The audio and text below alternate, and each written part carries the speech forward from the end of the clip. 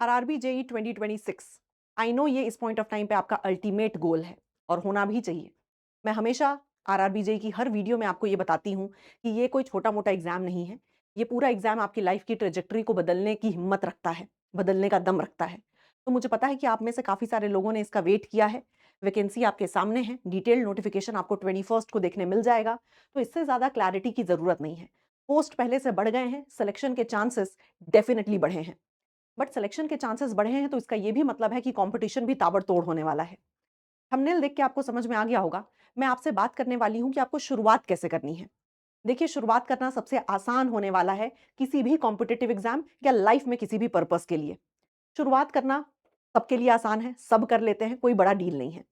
इसके बाद जो चीजें चलेंगी और जिस तरीके से चीजें आपकी प्रोसीड करेंगी वो इंपॉर्टेंट है।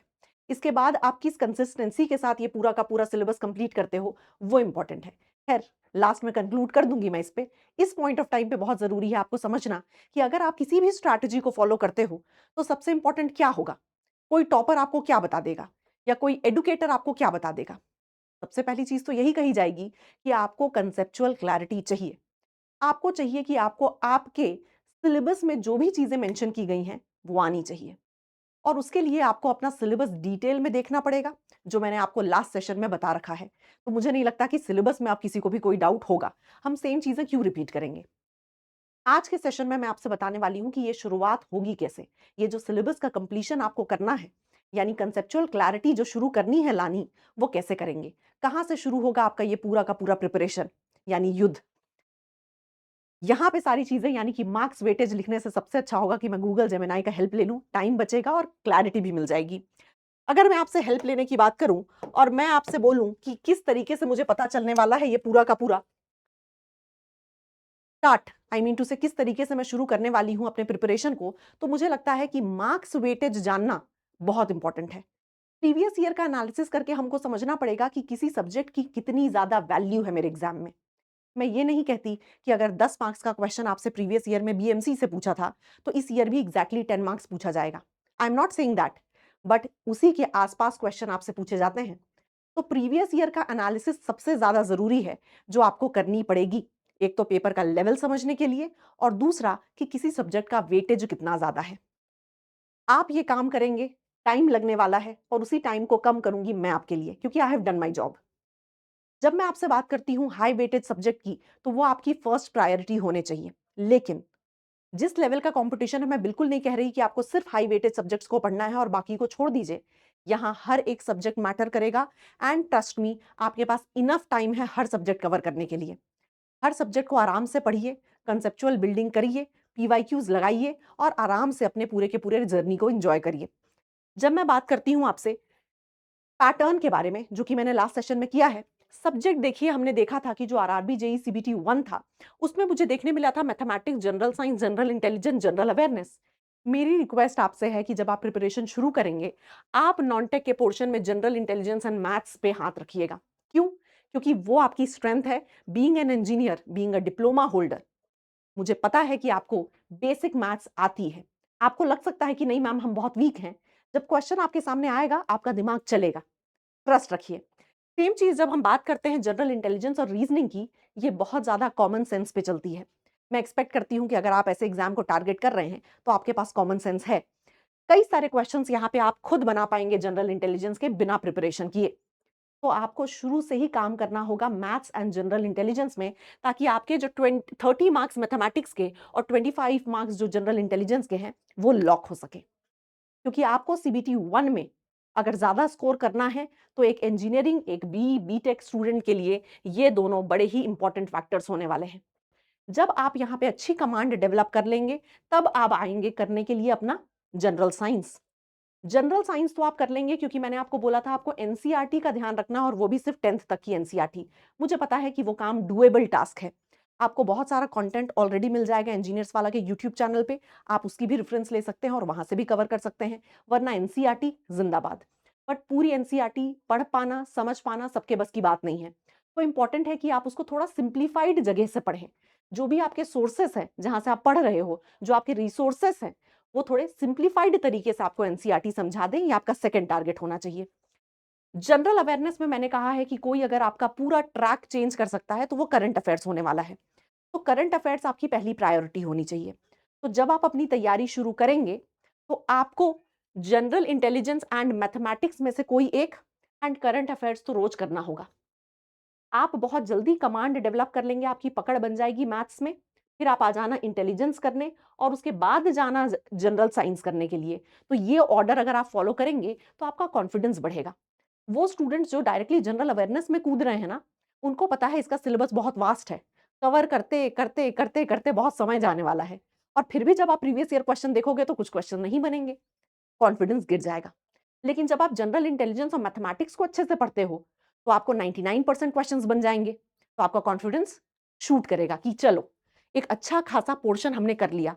तो शुरुआत आपको करनी है, जनरल इंटेलिजेंस या मैथमेटिक्स चूज़ कर लो और करंट अफेयर्स तो रोज़ पढ़ते चलने हैं आपको। लास्ट 1 ईयर का करंट अफेयर आपको पढ़ना ही पढ़ना है, उससे आप भाग नहीं सकते। कई लोग बोलेंगे कि मैम सीबीटी 1 क्वालीफाई नहीं करेंगे तो सीबीटी 2 में तो अपीयर कर ही नहीं सकते। बिल्कुल आपकी बात सही है।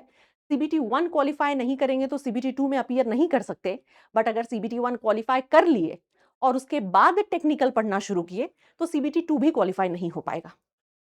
तो जिसको भी सीबीटी 1, सीबीटी 2 दोनों क्वालीफाई करके जॉब लेनी है यानी पीडीएफ में अपना नाम चाहिए, उनको मेक श्योर करना पड़ेगा कि वो नॉन-टेक के साथ-साथ टेक्निकल अभी से पढ़ना शुरू करें।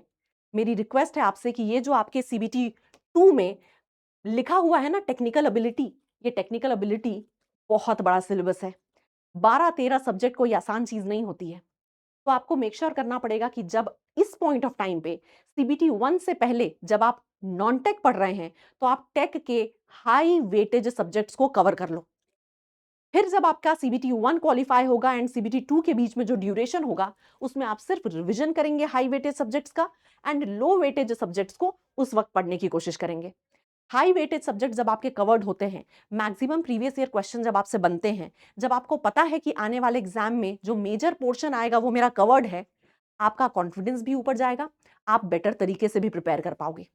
तो जितने भी लोग सोच रहे हैं कि उनको अभी प्रिपरेशन शुरू करनी है, नॉन-टेक में आप शुरू करेंगे मैथमेटिक्स या फिर रीजनिंग, दोनों में से कोई आप चूज़ कर लो। करंट अफेयर्स डेली 1 घंटे पढ़ने ही हैं।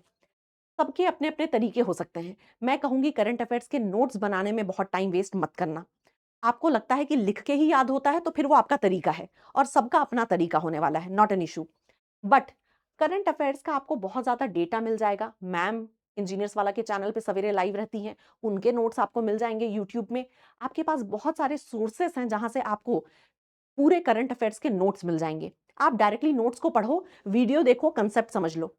डायरेक्ट क्वेश्चन पूछे जाएँगे करंट अफेयर से आपसे, तो आपको इसकी टेंशन लेने की ज़रूरत नहीं है। ये बात हो गई। जब आप बात करते हैं आरआरबी जेईई की, तो आरआरबी जेईई में सीबीटी 2 इम्पोर्टेंट है, टेक्निकल एबिलिटी उसमें बहुत इम्पोर्टेंट है। आपको इस पॉइंट ऑफ टाइम पे हाई वेटेज वाले टेक्निकल एबिलिटी वाले सब्जेक्ट्स को देखना है। जैसे बताने की भी ज़रूरत नहीं है, गूगल जेमिनी का हेल्प लेने की भी ज़रूरत नहीं थी, हम सबको पता है building material, building construction, building maintenance सबसे ज़्यादा वेटेज रखने वाले हैं आपके आरआरबी जेईई में। तो आपको क्या करना है, कोशिश करनी है कि आप इस पॉइंट ऑफ टाइम पे ही सीबीटी 1 देने से पहले ही बिल्डिंग कंस्ट्रक्शन कंप्लीट कर लें। आप जियोटेक कंप्लीट कर लें। आप कोशिश करिए कि आप सर्वेइंग एंड फ्लूइड मैकेनिक्स जैसे सब्जेक्ट कंप्लीट कर लें। तो ये जो हाई वेटेज वाले सब्जेक्ट जब आप पहले कंप्लीट कर लेंगे सीबीटी 2 में जाने से पहले ही, तो आपके लिए बहुत बढ़िया होगा कि आपके पास जो सीबीटी 1 और 2 के बीच में गैप बचेगा, आप उसमें सिर्फ रिवीजन करोगे।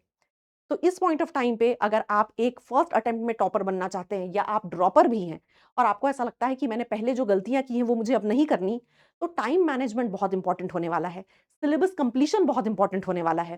तो आपको करना सिर्फ एक चीज है कि अभी आप अपने नॉन टेक के साथ साथ टेक लेके चलिए, वरना सीबीटी 1 सिर्फ क्वालिफाई करने से आप कोई झंडे नहीं गाड़ लेंगे। तो ये बात आपको ध्यान में रखनी होगी। फाइन। तो मेरा यही रिकमेंडेशन है आपको कि आपको अभी मैथ्स से शुरू करना है और साथ में शाम को एक टेक्निकल सब्जेक्ट भी लेके चलना है।